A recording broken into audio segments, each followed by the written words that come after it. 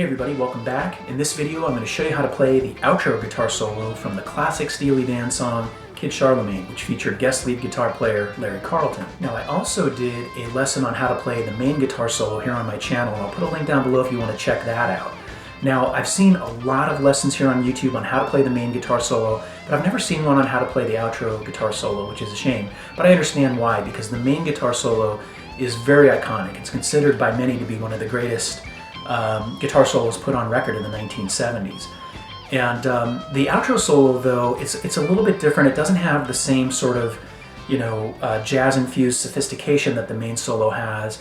But for me, it's a lot of fun to play. In fact, I find the outro solo to be more fun to play than the main solo. That's just me. You let me know what you think down below. All right, let's jump on into it. Section 1 goes like this. Let me play that slowly and then we'll break it up a little bit.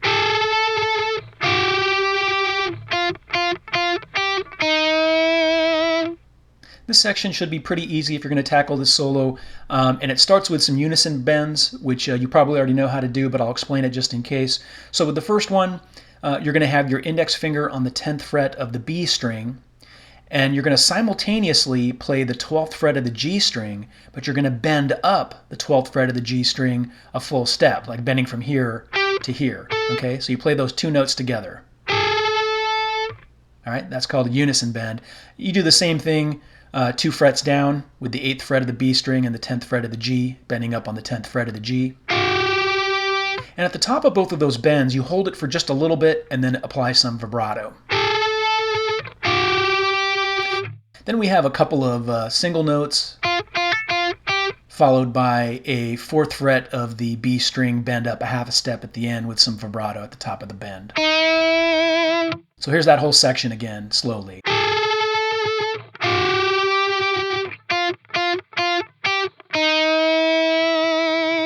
Now section 2 is basically the same thing you just played without that 4th fret B string bend at the end. So you're going to go like this. Now let's slow that down.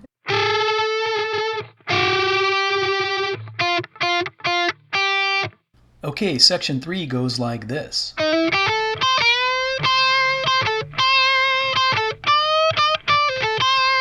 Now let's slow that down and then we'll break it up.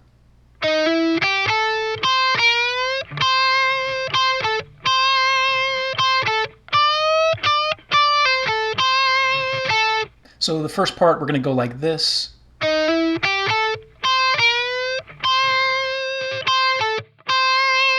And notice that with that 11th fret B string bend, I'm going up that bend pretty quickly. Okay, you don't want to take your time with that bend. You want to get up to the top of the bend pretty quickly.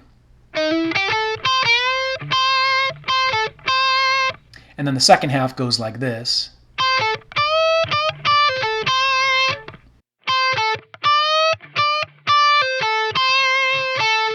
Now I absolutely love Larry Carlton's phrasing in this outro solo. He plays a lot of kind of basic blues rock type licks, but I love the variations in the bending, right? So here you can see he bends up a full step at the 10th fret of the high E, followed by a half step. It's almost like a chromatic, going down this way.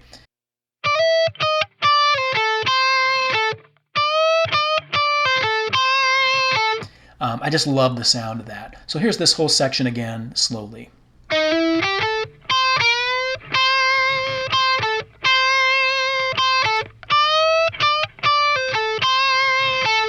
right, section 4 goes like this.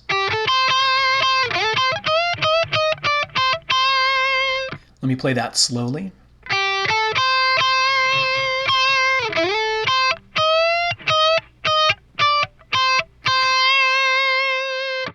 And once again, we've got more of that bending where you can see we bend up a full step at the 11th fret, followed by a half step bend, and then the 11th fret note. It's kind of, again, it's got that descending chromatic type feel to it almost. I just love the phrasing here. It's so simple, but so effective. Here's that whole section again, slowly.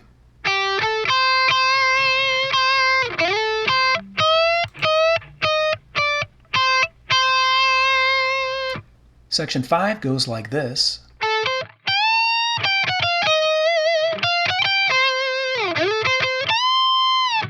Now let me play that slowly for you, and then we'll break it up a little bit.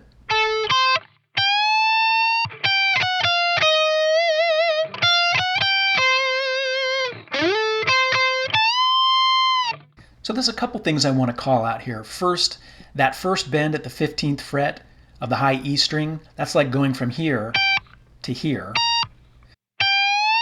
But a lot of times I'll see this tabbed where instead it's a 16th fret bend up, only one step. Now that's going to get you to the right note at the top of the bend if you do it that way, but to my ear it sounds like he's bending up at the 15th fret, 1.5 steps.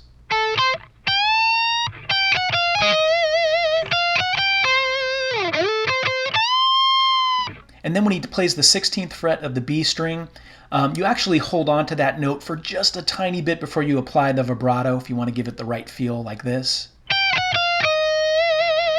And then after that, you've got these 4 notes. And with the last 4 notes, it goes like this, slowly. Now that final bend at the 17th fret of the high E string, you're going up 1.5 steps and then coming down. You're actually bending, it's like going from here to here. But then when you come down, I don't come down all the way. I come down partially, like the equivalent of 1/2 step down. But I think if you just stop the bend at the top or come down all the way, most people won't notice. Here's this whole section again, slowly.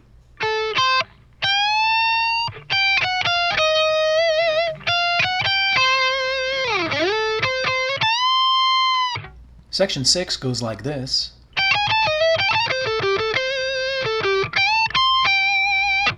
Now let me slow that down for you, and then we'll break it up a little bit.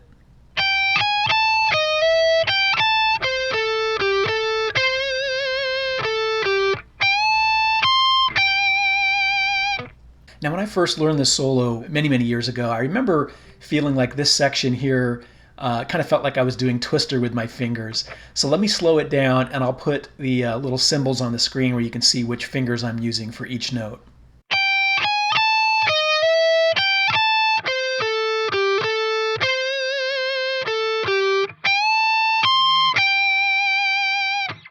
Now for me, that's the most comfortable way of playing this section. You don't have to use the same fingering I do, but for me I found that to be the easiest way to do it. So again, here's that whole section, slowly one more time.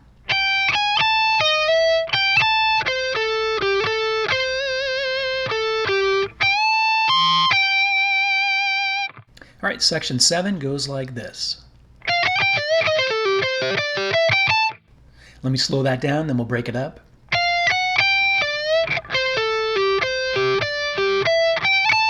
Now you'll notice that the 5th note in there is just a little string scratch where you're not really playing a note, you're just hitting the string while it's slightly muted. If you want to replace that with the 17th fret of the B string, you can. But to me, and I've seen it tabbed this way too, of course not that tabs are always right, we know that. It sounds like there's a little pick scratch in there as opposed to a fully played note. So here is that whole section again, slowly.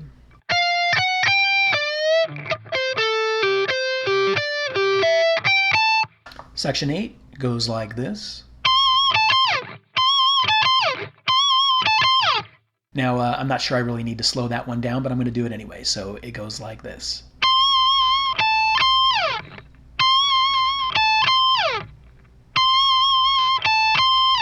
There's really not much to explain there, so let's move on to the next section. Section 9 goes like this. Let me slow that down now.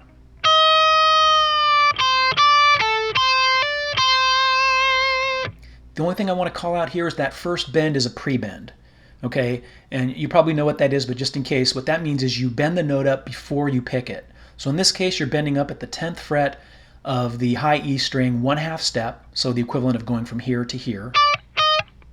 And you pick the note when it's at the top of the bend, hold it, and then bring it down before you go. Now I've also seen people play this instead on the B and G strings up in this position right here.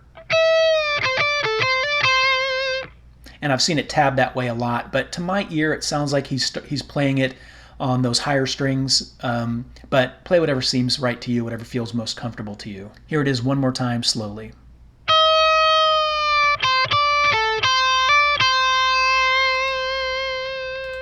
Section 10 goes like this. Let me play that slowly and then we'll break it up.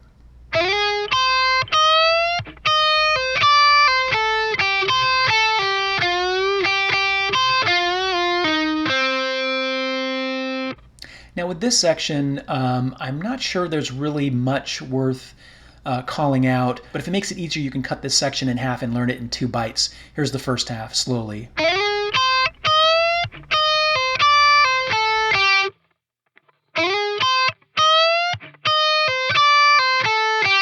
And then the second half would go like this.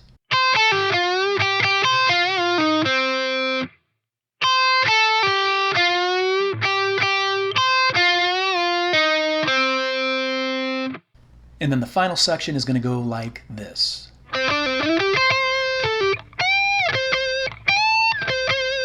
Let me play that slowly now for you.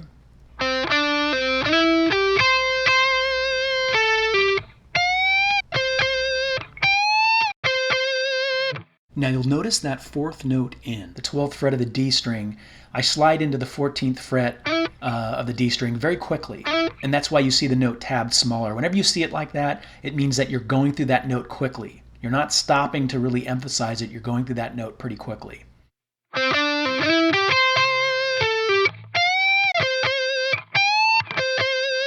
Now I've seen people tab this solo where it continues on after this. I think typically you'll see a 22nd fret bend on the B string up 1.5 steps, so like this.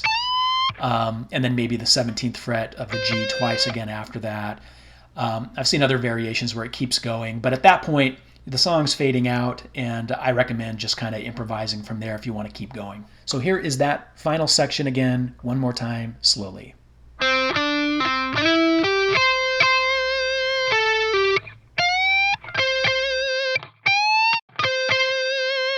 Alright, that was my lesson on how to play the outro guitar solo from Steely Dan's Kid Charlemagne. As I said at the beginning, I also did a lesson on the main guitar solo. I'll put a link down below for that. If you enjoyed this video, I'd appreciate a thumbs up, and subscribe if you want to catch more content like this in the future. And as usual, if you have any comments or questions, leave them down below, and I will attempt to answer all of them as time allows. Until next time, rock on.